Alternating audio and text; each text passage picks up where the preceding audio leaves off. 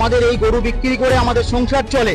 আমি আজকে ওপেন আমাদের আর্থিক সমস্যা, সরকার যে পেটে লাথি মারলো আমাদের, এই লাথি মারার কষ্ট, এই যে কি যন্ত্রণা দিয়েছে, এর থেকে আমি বিষ হাতে নিয়ে ঘুরছি, বিষ খেয়ে আত্মহত্যা করবো।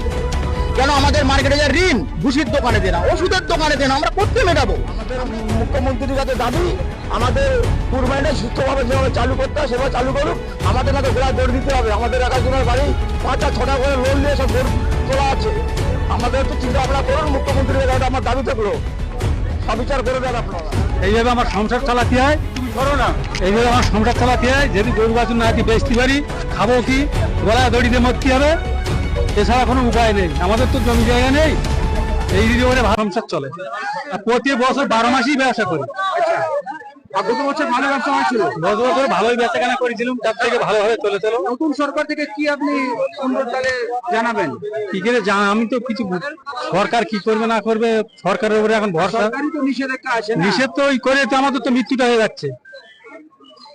যেসব নিয়ম হচ্ছে এইসব নিয়ম কারণ গুলো হওয়া মানে খারাপ না? আমরা কি করে খাবো? আমার বন্ধ করে দিতে হবে, ভিক্ষা করতে হবে। সরকারকে আপনি কিছু জানাবেন, কি আবেদন করবেন? আমরা কি করে সমান মন্ডল, হ্যাঁ, আমাদের এইসব গরু না বিক্রি হলে আমরা কি করবো? না খেয়ে তো মারা পড়তে হবে আমাদের বউ ছেলে মিলে। আমাদের যে দেনা নিচ্ছে সে দেনা কে দেবে? পুলিশ থেকে আমাদের কোনো কিছু না না না বলা হয় না। যে সরকার পাল্টেছে ভালো হয়েছে, তা আমাদের এই কাজ কারবার গুলো সব বন্ধ করে দেবে, গরু খাওয়া বন্ধ, তাহলে আমরা কি করে খাবো? আমরা তো তাহলে ভিড় করতে হবে, না তো আমাদের চিন্তাই করতে হবে। আমরা কি করে খাবো? আর ছোটবেলা থেকে ব্যবসা বাণিজ্য করি, এটা নিয়ম তো না। এ কি নিয়ম? সরকার পাল্টেছে ভালো হয়েছে, সরকার ভালোভাবে চালাক, এইসব নিয়ম গুলো করছে কেন? হ্যাঁ, এবারে আমরা কেন এবারটা ছাড় দেবে কেন? এটা 12 মাস ছাড় দিয়ে রাখতে হবে, 12 মাস ছাড় দিয়ে রাখতে হবে। এই নিয়মটা হবে কেন? হিন্দু মুসলমান আমরা ভাই ভাই মতন চলি, আমরা একই সাথে চলি, একই সাথে খাই, আমরা সেইভাবে চলাচলতি করি, সেইভাবে ব্যবসা বাণিজ্য করি। আমাদের এভাবে কেন নির্যাতন দিচ্ছে? কোনো সময় আমাদের বাপ দাদার পুরুষ 14 পুরুষ এরকম হয়নি তো। এখন সরকার পাল্টে এইসব কথাবার্তা চলছে। পুলিশ এসে কি আপনাদেরকে বললো? পুলিশ এসে বলছে 14 বছরের গরুর দরকার।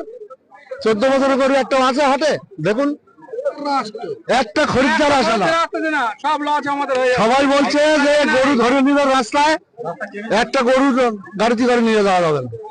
তাহলে আমরা কি করবো এইবারে? কলকাতার পার্টি যদি না আসে একটা গরু বিক্রি হবে না কেন? এই নিয়মটা তো কলকাতার পার্টি যদি না আসে একটা গরু সাকসালে বাজার বিক্রি হবে না, তাহলে এই গরুগুলো কি হবে? কোথায় রাখবে, কি করবে? এক একটা মানুষ ওই ব্যাংক থেকে 40,000 50,000 করে লোন নিয়ে 5টা 6টা করে গরু পুষেছে। কারুর মেয়ে সায়না হয়েছে, কেউ বিয়ে দেবে, কিন্তু সেই গরু বিক্রি করে সে মেয়েটা তার বিয়ে দিতে হবে। দিন দানে তো হয়ে যাচ্ছে, কিন্তু সে গরু বিক্রি হচ্ছে না, সে মেয়ে সব বিয়ে দিতে পারতেছে না।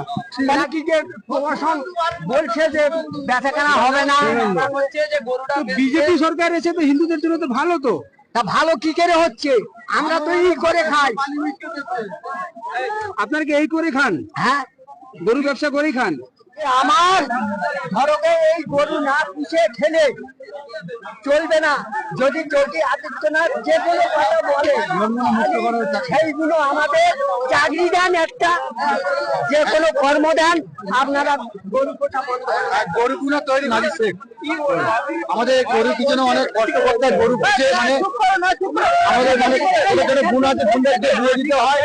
তবে আমরা আশা থাকি কুরবানি আসলে যে আমরা বিক্রি করে আমাদের গুণটা দিয়ে দেবো বা কিছু দেবো, কিন্তু এই গরুগুলো আমাদের ফোন অধিকারী বিক্রি করতে বারণ করলো। কিন্তু বিক্রি যদি আমরা না করি আমরা করে যাবো, তাহলে আমাদের গরুগুলো যে কোনো ব্যাংকের থেকে লোনগুলো নিয়েছি, ওই লোনগুলো ওরা আমাদের শোধ করে দিক, আর আমাদের যে কোনো সবার চাকরিটা দিক, আমরা এটাই চাই। আমার নাম ভোপাল ভাই, আমি 4 লাখ টাকা লোন নিয়ে 6টা গরু পুষেছি, কিন্তু 6টা গরু পুষে একটু বেচতে পারছি না। সরকারের কাছে করজোরে অনুরোধ, কেন এবার কুরবানিটা ছাড়বে, আমাদের গরুগুলো বিক্রি হয়ে যায়, তারপরে যা সিদ্ধান্ত করবো আমরা মেনে নেব। ভালো বিজেপি পার্টি, ভালো বিজেপি পার্টির আমরা সমর্থন, বিজেপি পার্টি আমরা ভোট দিয়েছি, কিন্তু আমাদের এইগুলো আমাদের একটু লাইনটা পরিষ্কার করতে আমরা জানতাম না। যার লেগে আমরা গরু পুষতাম না। এটা করতে হবে। সরকার থেকে কি আপনি অনুরোধ করবেন? সরকারের কাছে আমার অনুরোধ যাতে আমরা এই বছরটা আমরা পার করে দিতে পারি। আমার বছরের শেষে এটা 2-2.5 লাখ টাকা এইটা ভেঙে চুরে আমরা সারা বছর চলে আমার চলে। প্রচুর প্রচুর টাকা লোন নিয়ে গেছে। যত ব্যবসাদার আছে আমরা ব্যবসাদার, আমরা গরু বাইরের বাঁকুড়ার লাইন থেকে আমরা সব গরু কিনতে যাই, আমাদের রাস্তায় গেলে এখন রাস্তার লোক কেড়ে নিচ্ছে, মারছে আমাদের। হিন্দুরা আমাদের মারছে রাস্তায়, বজরংবলীর দল আমাদের মারছে, মেরে গাড়িতে গরু লাগিয়ে নিচ্ছে আমাদের। আমরা ব্যবসা টোটালি করতে পারছি না, আমরা খুব গরিব মানুষ। আমরা 5-6টা করে গরু আগে সবাই মিলে একটা গাড়ি দিয়ে, একটা গাড়িতে সবাই মিলে যাই আমরা 8-10 জন, কেউ 4টে কিনলে, কেউ 3টে কিনলে, কেউ 2টে কিনলে, এইভাবে আমরা ব্যবসা করি। আমরা ওখান হাটে থেকে রসিদ চালান দিয়ে আমরা গরুটা আনার পরে আমাদের এখন বাবুরা লাইনে যেতে দিচ্ছে না, ওখান থেকে রাস্তায় মাল পাবলিক লাভিয়ে নিচ্ছে হিন্দুরা। নাম হলো বাবু সোনা, আমি একজন গরু পালক। আমি আগাগোড়া দীর্ঘ আজ 20 বছর ধরে এই গরুর কারবারের সঙ্গে যুক্ত দাদা। আমি দুধের কারবার করি এবং ঠাট গরু কারবার আছে। আমরা যে গরুগুলো 2-4টে বিক্রি করেছিলাম ইলেকশনের আগে, সেগুলো সব রিটাইল হয়েছে এবং এই সরকার আসার পরে আমাদের বলেছিল আমরা তোমাদের বন্ধু, সবকা সাথ সবকা বিকাশ, বিজেপি সরকার বলেছিল। কিন্তু এখন এসে এনার প্রতিটা পদক্ষেপে আমাদের পেটে লাথি মারছে এই সরকার। আমাদেরকে সময় দিতে পারতো, যে একটা আইন পাস হয়ে রয়েছে, 1 মাস পরে আইনটা বলবৎ হবে, আমাদের একটা সময় নির্ধারিত, আমাদের একটা জায়গা গুছানোর ব্যবস্থা করুক, সেটুকুও করলো না। আর যে গোমাতা করে চেল্লাচ্ছেন, আমি আজকে বলবো আমার সনাতনী যত ভাই বোন আছে, আমার কথা খারাপ ভাববেন না কেউ, আমি তাদেরকে বলবো আপনারা যে গরুকে গোমাতা বলছেন, যে মা 10 মাস 10 দিন গর্ভে রেখে মানুষ করেছেন, সেই মায়ের সেবাটাকে ভালো করে করুন না। সেই মায়ের আশীর্বাদ থেকে বড় আশীর্বাদ কিছু নেই। গোমাতা কোনোদিন একটা পশু আর গোমাতা হতে পারে না, সে কোনোদিন আপনাকে আশীর্বাদ করতে পারবে না। আপনি মায়ের আশীর্বাদটা আগে নেন, তারপরে বলুন। আজকে আমরা সাধারণ গরিব মানুষ, আমরা কি অন্যায় করি সরকারের কাছে? এই সরকারকে জিতিয়ে এনেছি, ভোট দিয়ে নির্বাচিত করেছি, এই সরকারকে আমরা এই বিপদে পড়ার জন্য আজ গরিবের পেটে লাথি মারছেন? বলুন, আমরা এই গরিবরা আজকে ক্ষিপ্ত হয়ে আছে। আমাদের পেটে যখন লাথি মারে, পেটের জ্বালায় আমরা যখন সিংহর মতন গর্জন দেবো, এই গর্জনের আওয়াজটা কতদূর যাবে সেটা সরকার বুঝতে পারবে। আমি বারবার বলছি, আজকে যদি আমাদের এই প্রতিজ্ঞা না করে, আমাদের ব্যবস্থা যদি না করে, আগামী দিন আমরা নবান্নর সামনে হাজির হবো। গরু নিয়ে হাজির হবো। সরকার তখন বুঝবে গরিবের জন্য কতটুকু। উনি তো এসিতে বসে থাকেন, গদি চেয়ারে, ঘোড়াও চেয়ারে বসছেন, একবার আইন পাস করছেন। সাধারণ মানুষ আমরা কত কষ্টে সকাল 6টা থেকে রাত 12টা পর্যন্ত গরুর গোয়ালি খাটতে হয় দাদা। আমি কালকে একটা হিন্দুদের নিয়ে ভিডিও করেছি, আমার হিন্দু ভাইরা, আমি তাদের সঙ্গে একসঙ্গে অটো বসা 24 ঘন্টা এক তালায় খাওয়া দাওয়া করি, কত কষ্টে তারা আছে সেটা বুঝতে পারবে।